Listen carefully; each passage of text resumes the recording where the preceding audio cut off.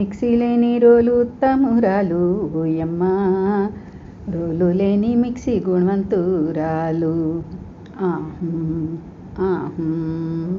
రోలు లేకపోయినా మిక్సీలో కూడా రోటి పచ్చడిలాగే చేసుకోవచ్చు పల్స్ మోడ్లో పెట్టి.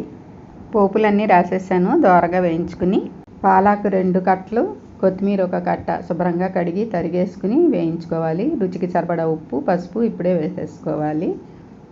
ఇది కూడా వేయించేసుకుని పోపు దినుసులన్నీ కూడా కచ్చాపచ్చాగా గ్రైండ్ చేసుకోవాలి. అలాగే పాలాకేసి మళ్ళీ కచ్చాపచ్చాగా తిప్పి ఇప్పుడు పచ్చి ఉల్లిపాయలు, వెల్లుల్లిపాయలు మట్టుకు కొద్దిగా వేయించుకుని అప్పుడు కచ్చాపచ్చాగా తిప్పాలి.